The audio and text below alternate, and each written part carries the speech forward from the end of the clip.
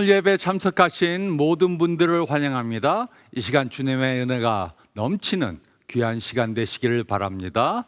저희 다 같이 하나님의 말씀 보겠습니다. 오늘 말씀은 마태복음 14장 22절로 33절 말씀입니다. 마태복음 14장 22절로 33절 말씀 저희 다 같이 보겠습니다. 예수께서 즉시 제자들을 재촉하사 자기가 무리를 보내는 동안에 배를 타고 앞서 건너편으로 가게 하시고 무리를 보내신 후에 기도하러 따로 산에 올라가시느니라. 저물매 거기 혼자 계시더니 배가 이미 육지에서 술이나 떠나서 바람이 거스림으로 물결로 말미암아 고난을 당하더라. 밤 사경에 예수께서 바다 위로 걸어서 제자들에게 오시니 제자들이 그가 바다 위로 걸어오심을 보고 놀라 유령이라 하며 무서워하여 소리 지르거늘 예수께서 즉시 이르시되 안심하라 난이 두려워하지 말라.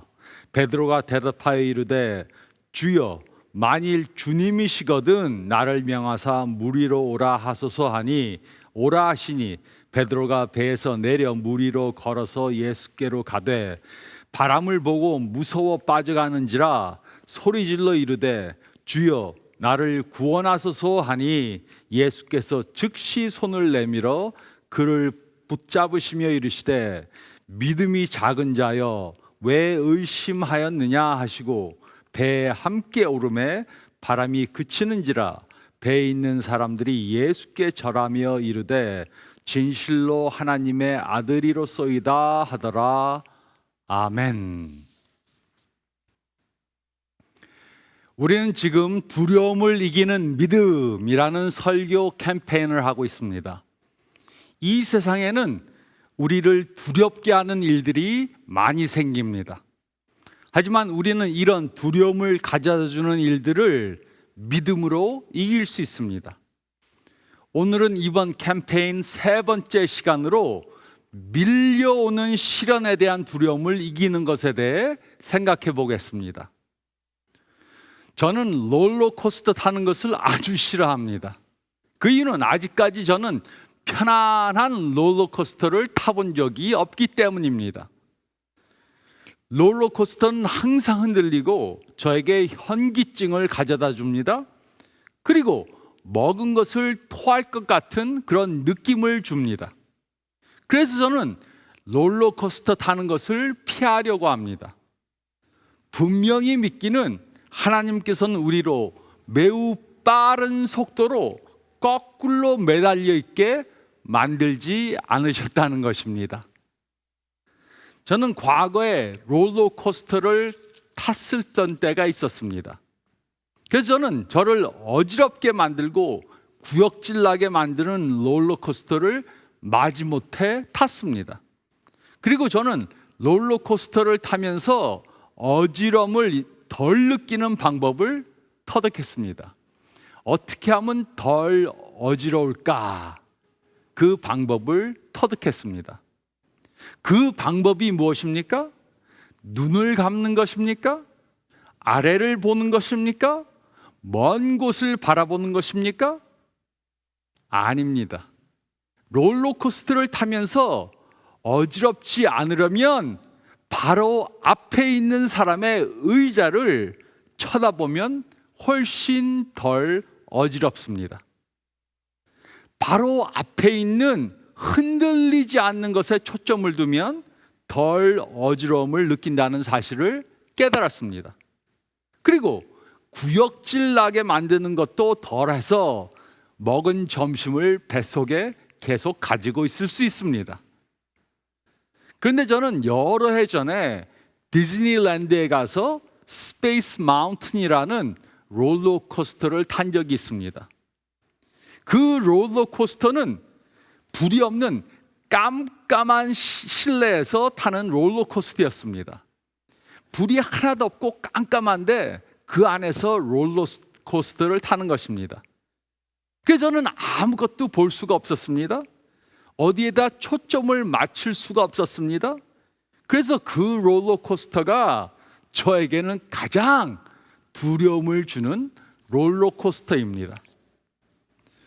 지금도 저는 롤러코스터 타는 것을 아주 싫어하지만 꼭 롤러코스터를 타야만 하는 경우가 생기면 저는 바로 앞에 있는 사람의 의자를 바라봅니다. 이것이 바로 베드로가 배운 교훈입니다. 베드로는 이 레슨을 롤러코스터가 아닌 흔들리는 조그마한 어선에서 배웠습니다. 22절에서 24절은 다음과 같이 기록했습니다. 예수께서 즉시 제자들을 재촉하사 자기가 무리를 보내는 동안에 배를 타고 앞서 건너편으로 가게 하시고 무리를 보내신 후에 기도하러 따로 산에 올라가시느니라. 저물매 거기 혼자 계시더니 배가 이미 육지에서 술이나 떠나서 바람이 거스림으로 물결로 말미암아 고난을 당하더라. 갈릴리 호수는 가장 긴 부분이 13마일이고 가장 넓은 폭이 반마일밖에 안 됩니다. 그래서 갈릴리 호수는 그렇게 큰 호수는 아닙니다. 그러나 겨울에는 갑작스럽게 폭풍이 불어와서 2, 3일씩 매우 높은 파도가 치고는 합니다. 예수님께서는 무리를 떠나 기도하시기 위해 제자들을 재촉해서 배를 타고 호수 건너편에 가게 하셨습니다. 기도하는 동안 배는 육지에서 멀리 떠나 있게 되었습니다. 그때 바람이 거세게 불어와서 물결로 인해 제자들은 어려움을 당하게 되었습니다. 비가 하늘로부터 퍼부었습니다. 번개가 어두운 하늘에 번쩍였습니다. 바람이 거세게 불었습니다. 제자들은 호수 한가운데에서 이리저리 바람이 부는 대로 끌려갔습니다. 이것은 삶의 시련을 만난 사람들을 보여주는 좋은 표현입니다. 우리는 바쁜 삶 중에 다른 사람의 요구에 끌려다닐 수 있습니다. 우리는 빚에 쌓여서 채권자들에게 끌려다닐 수 있습니다. 우리는 불경기에 스트레스에 끌려다닐 수 있습니다. 여러분들은 혹시 이렇게 삶이 가져다주는 시련에 압도당한다는 느낌을 받고 있지는 않습니까? 직장 상관의 요구에 압도당하는 느낌을 받고 있지는 않습니까? 빚 때문에 압도당한다는 느낌을 받고 있지는 않습니까? 자녀 교육이 주는 압도감을 당하고 있지는 않습니까? 병드신 부모님을 돌보는 어려움 때문에 압도당한다는 느낌을 받고 있지는 않습니까? 병든 부모님이 이 세상을 떠나게 될까 봐 그 슬픔에 압도당하는 느낌을 받고 있지는 않습니까? 우리는 이 세상에 사는 동안 이런 일들을 당해서 두려워할 수 있습니다. 그렇다면 우리는 다음에 세 가지를 해야 합니다. 첫째로 25절로 27절 말씀을 보면 우리는 두려움 가운데 예수님을 찾아야 합니다. 우리는 두려움 가운데 예수님을 찾아야 합니다. 25절로 27절은 다음과 같이 기록했습니다. 밤 사경에 예수께서 바다 위로 걸어서 제자들에게 오시니 제자들이 그가 바다 위로 걸어오심을 보고 놀라 유령이라 하며 두려워하여 소리 지르거늘 예수께서 즉시 이르시되 안심하라 나니 두려워하지 말라. 밤 사경은 새벽 3시에서 6시 사이를 말합니다. 이때 예수님께서는 바다 위로 걸어서 제자들에게 오셨습니다. 제자들은 예수님을 보고 유령이라고 생각해서 무서워 소리를 질렀습니다. 예수님께서는 두려워하는 제자들을 안심시키셨습니다. 나니 두려워하지 말라고 하셨습니다. 이곳에 나니라는 말은 헬라어로 에고 에미입니다. 에고 에미. 이것은 하나님께서 자신의 이름을 스스로 있는 자라고 말씀하신 것을 헬라어로 번역한 하나님의 이름입니다. 예수님께서는 9시간 동안 추운 바람과 파도와 싸우는 제자들에게 자신이 하나님이심을 말씀하시고 그들을 안심시키신 것입니다. 그들은 예수님을 유령이라고 생각해서 무서워서 소리를 질렀습니다. 그들은 예수님께서 물 위로 걸어서 자신들에게 오실 것이라고는 전혀 생각하지 못했습니다. 이것은 우리들도 마찬가지입니다. 우리는 예수님께서 평화로운 찬양 가운데 우리에게 오실 것으로 생각합니다. 우리는 예수님께서 기도 중에, 예배 중에, 부흥회 중에 우리에게 임할 것이라고 생각합니다. 우리는 예수님께서 우리가 실직하고 집을 잃고 사는 것이 막막할 때 우리들에게 오실 것이라고 생각하지 않습니다. 우리는 예수님께서 우리들이 교회에 있을 때 오시고 직장이나 집에 있을 때는 오시지 않을 것이라고 생각합니다. 우리는 예수님께서 우리가 시련 속에 있을 때 우리 곁에 오실 것이라고 생각하지 않습니다. 그러나 예수님께서는 우리가 시련의 풍랑을 만나 두려워할 때 우리들을 찾아오십니다. 예수님께서는 제자들에게 안심하라, 내니 두려워 말라고 말씀하셨습니다. 이 말씀에는 하나님의 능력이 들어 있습니다. 그래서 예수님께서는 우리와 함께 하신다는 약속을 계속해서 해주신 것입니다. 그래서 우리가 풍랑을 만나 두려워할 때 우리는 예수님을 찾아봐야 합니다. 우리 곁에 예수님께서 계신다는 것을 믿고 예수님께 우리의 눈을 돌려야 합니다. 우리는 두려움 중에 있을 때 예수님을 찾을 수 있다는 확신을 가지고 있어야 합니다. 우리는 두려움 가운데 예수님을 찾아야 합니다. 또 둘째로 28절로 30절 말씀을 보면 우리는 두려움을 주는 것에 초점을 두지 말아야 합니다.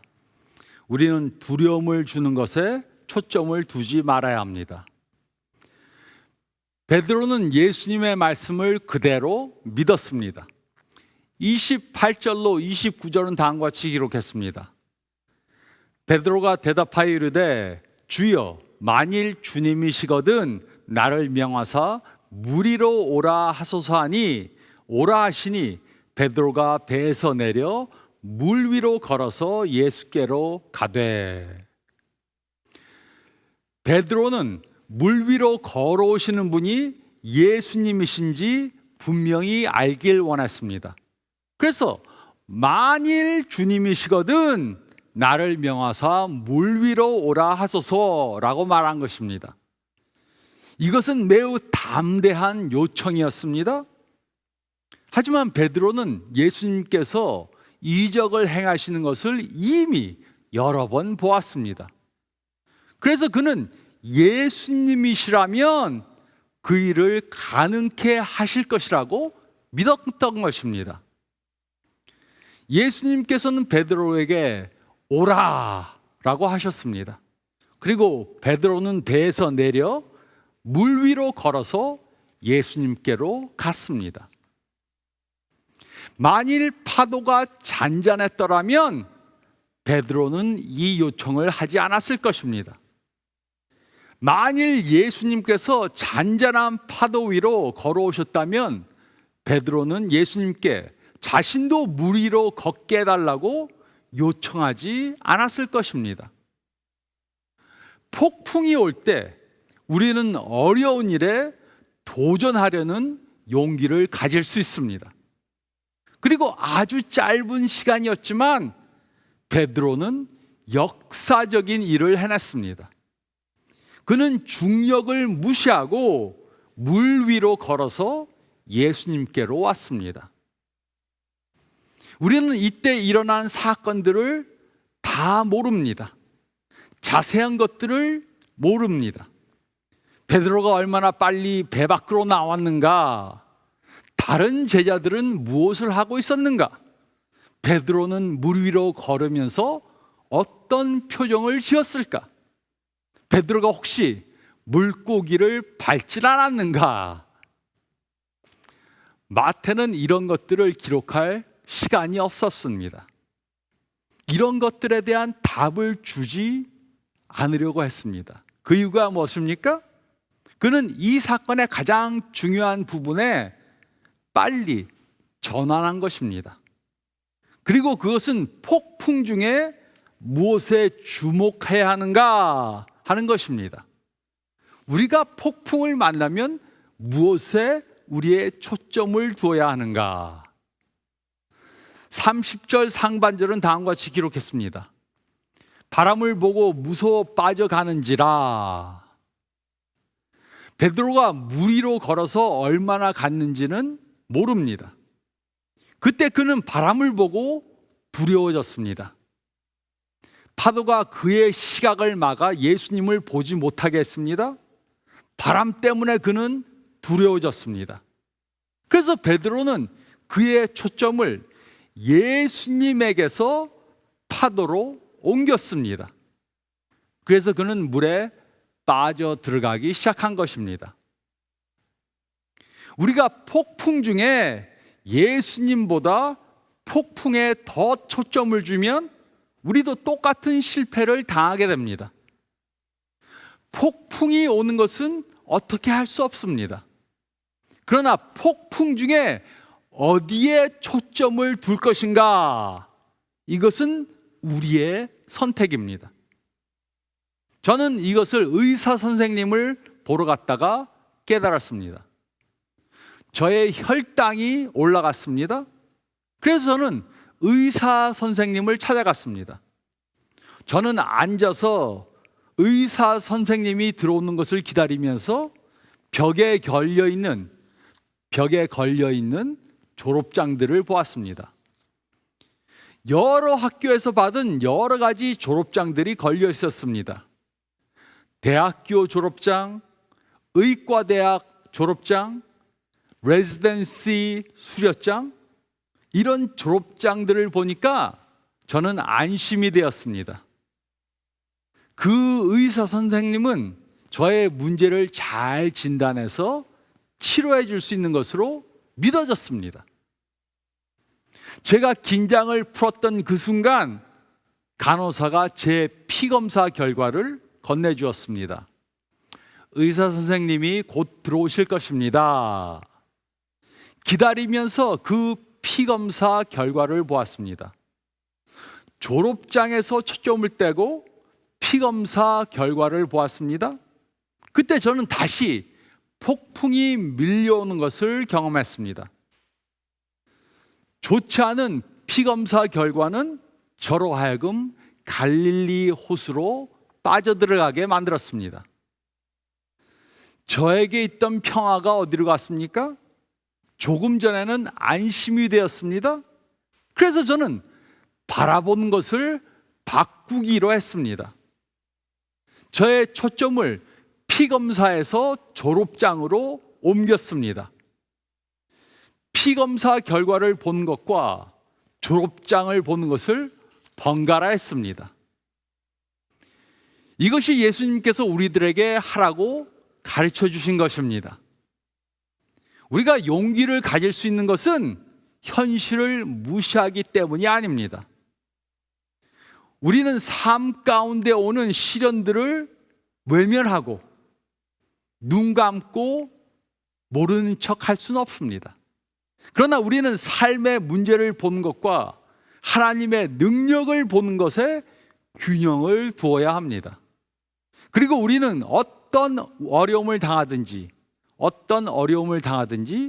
예수님에게 항상 초점을 맞추고 그 시련을 이겨야 합니다.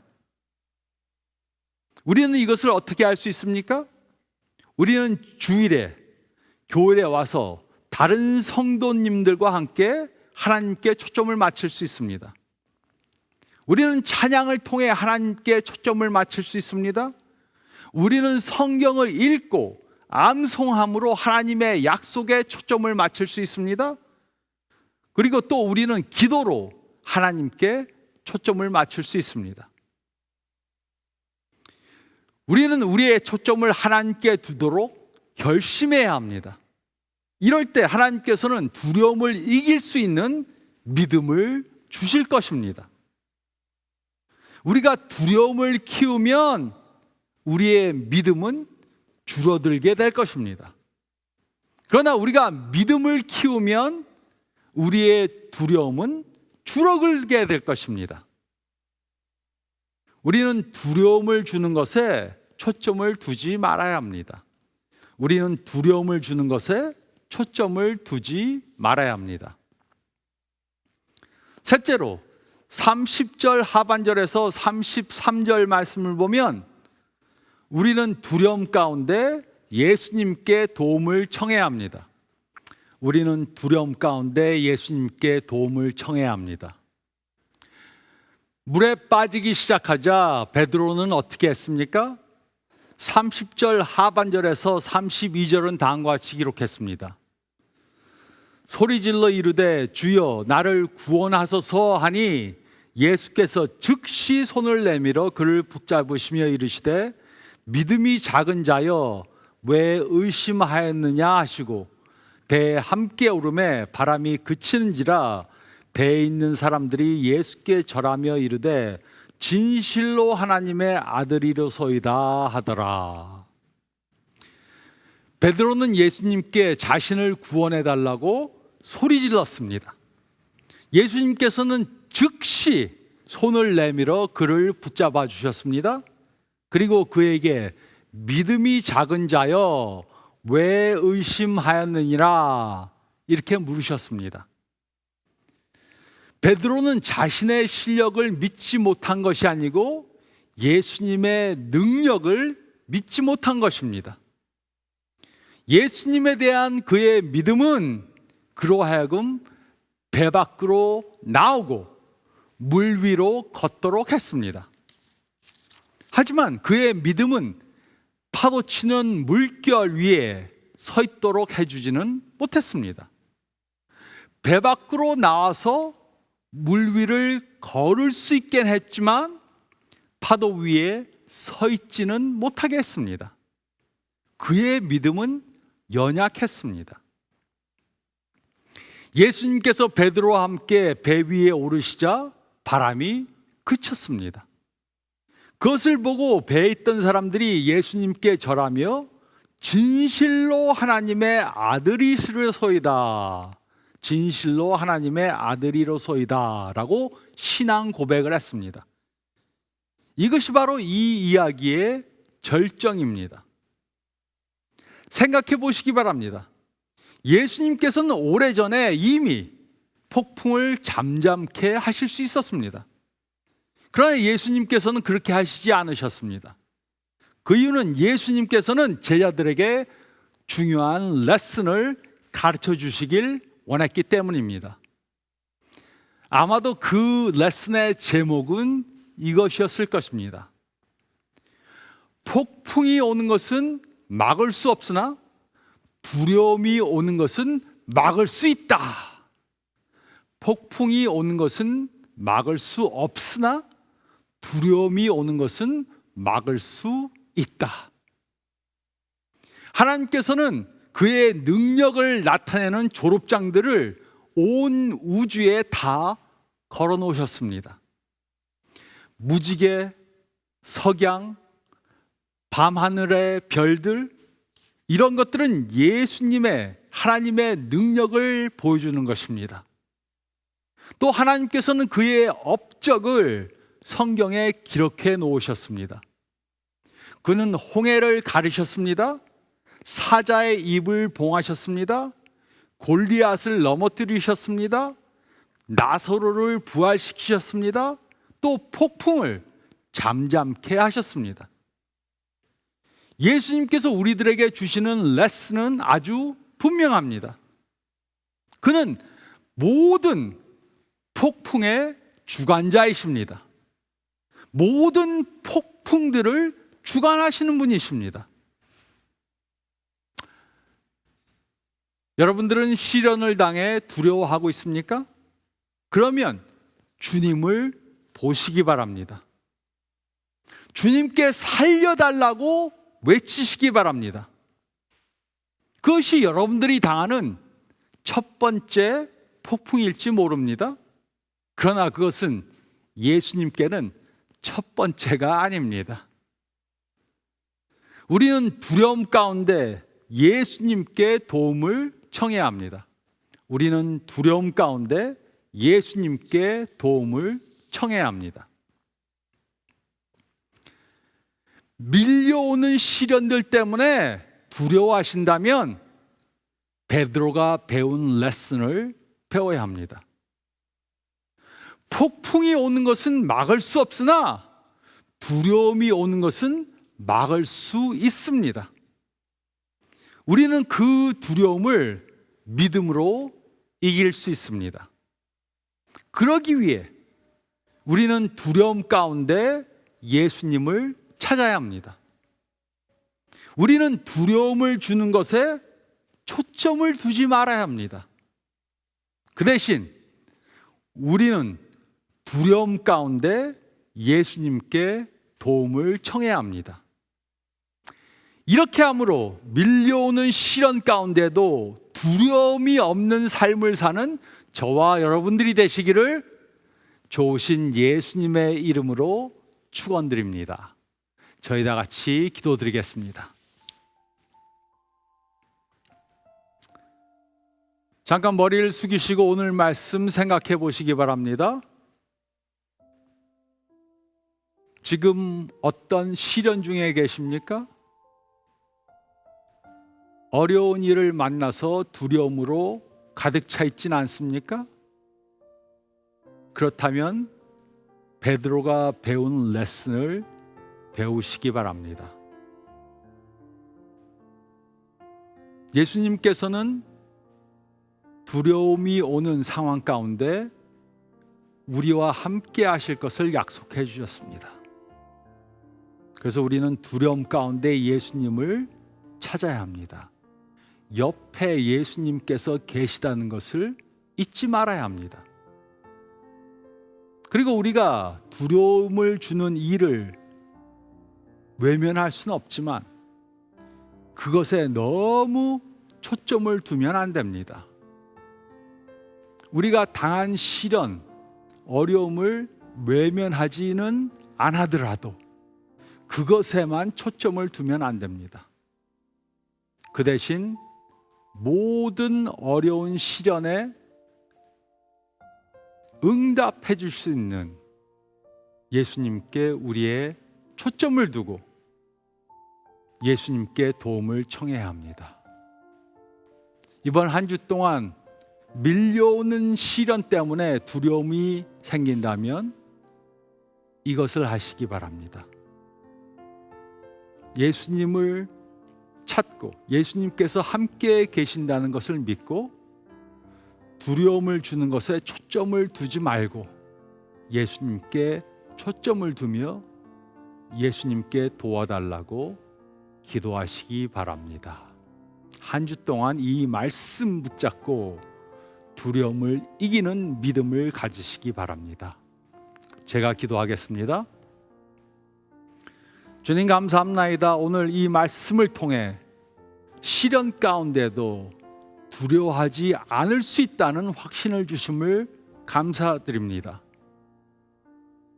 폭풍이 오는 것은 막을 수 없으나 두려움이 오는 것은 막을 수 있음을 가르쳐 주심을 감사드립니다. 이 믿음으로 시련을 이기게 도와주시고 두려움을 없애게 도와주시옵소서. 이번 한 주간 사는 동안에 이러한 시련이 올 때마다 이 말씀을 붙잡고 이기게 도와주시고 승리하는 믿음을 갖게 도와주시옵소서. 간절히 바라올 때 좋으신 예수님의 이름으로 간절히 기도드리옵나이다. 아멘. 두려움이 생길 때마다 이 말씀을 기억하고 이기는 한 주간 되시기 바랍니다. 주님의 축복이 가득한 한 주간 되시기 바랍니다. 여러분 안녕하세요. 스티브 강 목사입니다. 저희가 지금 두려움을 이기는 믿음이라는 설교 캠페인을 하고 있습니다. 그리고 그 캠페인을 위해 저희가 교재를 만들었습니다. 두려움을 이기는 믿음이라는 교재입니다.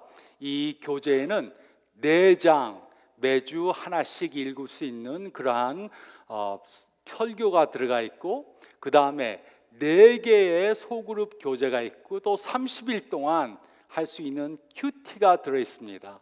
이번 캠페인에 동참하실 분들, 또 동참하실 교회들은 이 교재를 사용하면 되겠습니다. 이 교재는 크리스천 리더에서 발간되었습니다.